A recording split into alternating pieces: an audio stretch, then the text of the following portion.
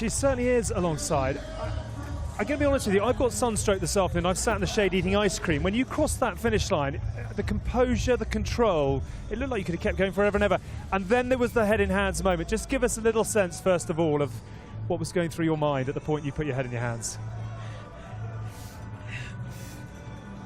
These are terrible things, these interviews, aren't they? Do you need a little moment? Because it has been a heroic, heroic day for you. Put into words what this might feel like.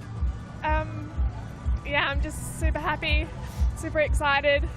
Yeah, I just had the most amazing day today, and yeah, it's been the easiest 2 or 3 years, so I'm just grateful for all the people that, I guess, kept believing in me that time, because yeah, I'm really proud of myself right now. I think that's allowed. I don't want to pile on the sort of emotion at this point, but you've also walked off with $100,000 in prize money. We won't tell customs on the way home if you don't, but just a sense of today and sort of what it means to you to have achieved victory at the PTO Canadian Open. Yeah, it's an absolute dream. It's going to take a really long time to sink in. You know, like the reason I didn't start the sport of triathlon because of money, but I have bills to pay, I'm an adult, and the opportunity that the PTO has given us here, and with $1 million prize purse, yeah, it's definitely going to go a long way, and I'm extremely grateful. What about the performance? I was just going to bring you in at this point as well. What about the performance? Yeah, I was going to ask you, Ashleigh, firstly, congratulations, but also, we talked about you a lot in commentary today. Your swim set you up for an absolutely fantastic day. You didn't put a foot wrong all day. Was that swim really important to you? Yeah, I guess, you know, I've raced you so many times, Vicky, and the swim has always been something which I've really struggled with, and I could put my heart and soul into improving my swim, but it's not often that I actually put it together in a race, and today I just let go of everything, and I just was liberated, and yeah, that really worked, because I've worked on my swim since I started swimming at 14 years old, and I've never given up, and that was probably the best swim of my life, and yeah, I was just really happy to be there, and it definitely set my day up perfectly. What a day to have that swim. What a day. What I want to know is, at what point did you think to yourself, hang on, this is actually happening, and what is that last 5-10 minutes like where you're absolutely exactly where you want to be? I think at the very last U-turn, I had a bit of a head spin. Like, that's how much I literally couldn't believe it. And then I had to really back off the pace, because I'm like, I've got to actually get to the finish line now. So it hasn't sunk in, but that feeling of, you know, the last straight and crossing the finishing line is one I'll never forget. Ash, we know that you're getting married later this year, and we know that Josh, your fiancé, who's watching back in Andorra at the moment, he said if you win today, you're going on one hell of a honeymoon. Is that what you're going to do? Well, apparently. He said it, he's decided. We also know that you have an army of fans and friends back home who were up at 2 a.m. this morning to watch this. A word for them? Yeah, hi Mum, hi Dad, my brothers, Emma, Emily, you know, I know that they're back at home watching, and it was a midnight start for them, but they were definitely up, and I'm just so proud that I could put together a race and they could watch live for the whole time. I think if we listen carefully from Edmonton, we may still hear them cheering back home. Just a word, obviously, as well, on the fact that you've done this on your own and how big a challenge that's been, and almost if that makes it a sweeter achievement as a result. Yeah, I guess I was doing short course racing for most of my career, and this year I decided to move up to middle distance racing, and yeah, you're very independent, you've got to work things out by yourself, you've got to make sure you can create a high performance environment for yourself and work it all out. So yeah, I'm just extremely grateful for this opportunity, and it's obviously to do well. It'll definitely help keep the dream alive. I was going to say, do you celebrate tonight? Do you go wild and champagne on ice, or is it early takeaway and off to bed? Jackie Herring said if I was in the top 5, I'd be buying drinks, and if she was, she'd be buying drinks, so definitely my shout. Absolutely incredible. It has been an amazing race to watch. Many, many congratulations. Spend the money wisely and enjoy all the success and the plaudits that come your way. Congratulations. Well done to you. What I want to start with is the fact, as you came round the final straight, you had your arms in the air celebrating in front of your supporters, and it's so good to see that off the back of a heroic performance from yourself. But just give us a little sense of the emotions off the back of a day, a week and a month of expectation like you've had. Yeah, honestly, racing at home, I was more nervous than I've ever been, more nervous than the Olympics, anything, and because I had all of the support behind me and didn't want to disappoint anyone, and I knew I was fit, I knew I was healthy, but you never know what's going to happen on the day, so to be able to have a good performance, and of course I wanted to win, but there couldn't be a more deserving champion. Ash is such a classy runner, and I'm just so happy I could hold on for second. Bring you in, Vicky. We've said it time and time again in the commentary, and I just said it to you then. When you're fit and healthy, there is no doubt that you are a contender and that you're dangerous. You've obviously had your injury problems, but you must have been feeling good and strong and confident coming into today. Yeah, I think the biggest thing about me as an athlete right now is my cycling strength, and that brings me so much confidence to know I can just go super hard on the bike. And my run is still like a work in progress, but I do feel healthy, and I think having a big target on the schedule like this, I'm good at focusing in on it and just getting as fit as I can. And yeah, I don't perform consistently really well, but when there's a big day like this, I can get it together, which is fun. We said that as well, you know, there's been a couple of examples of that already in your career where there's been a big day, a big prize purse on the line, a big amount of prestige, and you've delivered. First in Daytona in 2020, now second here today. With all the pressure, the home crowd, you're good at delivering under pressure.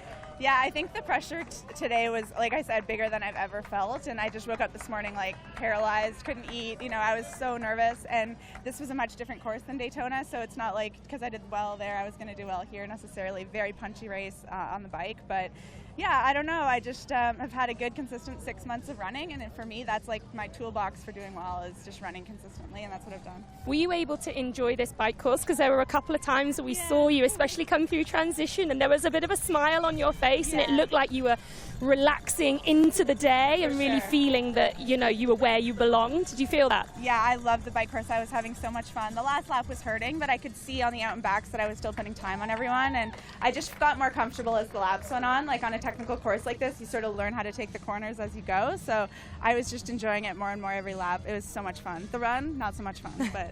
So on that run, when you're getting time checks, you can see people on the out and back, you know that Ashleigh's coming for you, but you also know that the other girls behind aren't really catching. Was it just a case of just staying calm, for sure, pace yourself, and just do what you do? And that's what I felt in Daytona too. If I just keep running this pace, I should be okay. I knew Ash was going to catch me as she was gaining, but at that point it was just a matter of holding on for second, and I could see I wasn't really losing any time, so that was confidence building. I love out and back courses because you really get a sense of where you are, so it's good. Well, I think fabulous you put check on for second as well. Such Let's a not forget. show here, right in front of The one thing everybody. I did want to just say to you as well, it's obviously been a family weekend, and your pride on the show that Edmonton has put on.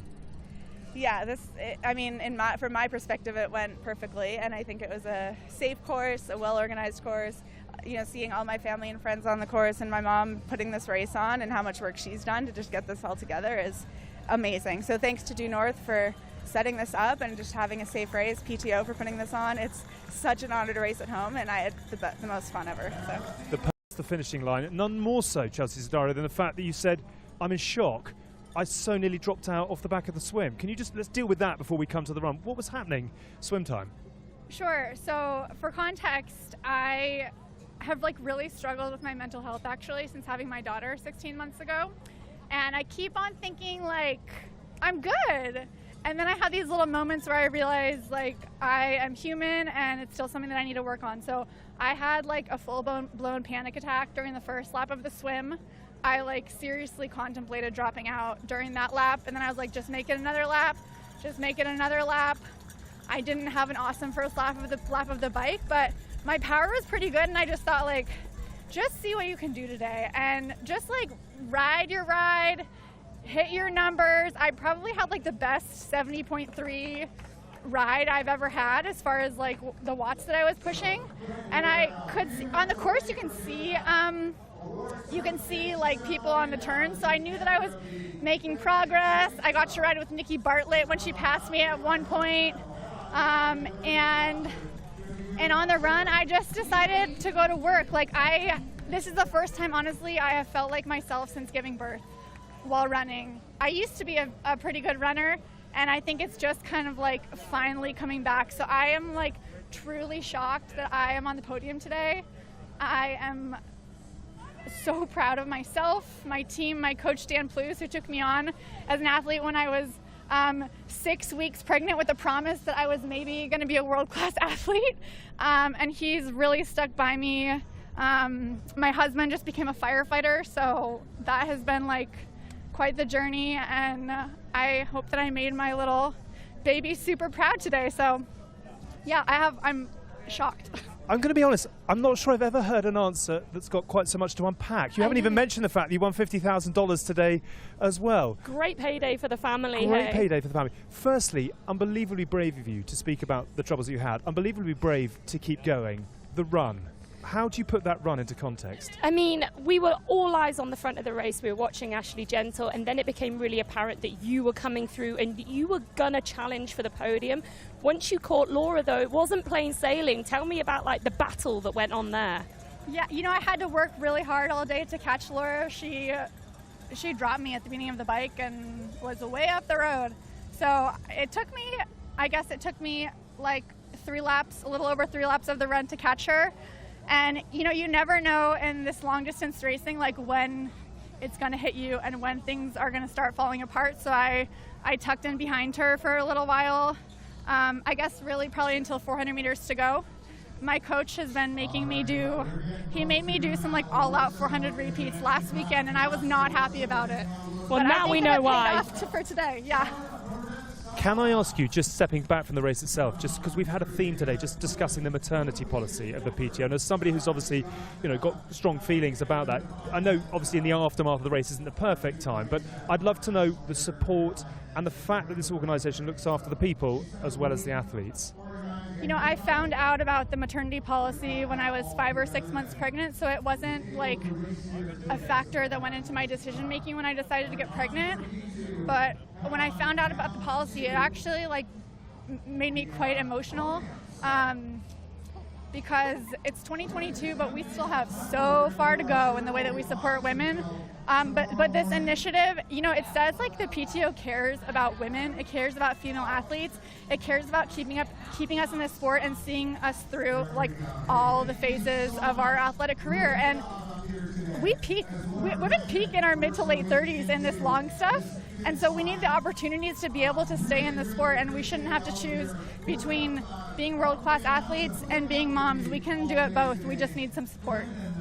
Amazing. You have spoken so well. You have performed so well. You're going to have to hurry because we've now got the presentation ceremony. Chelsea Sodaro, You're take a bow. fantastic. Well done you. Congratulations. Many congratulations. Well done.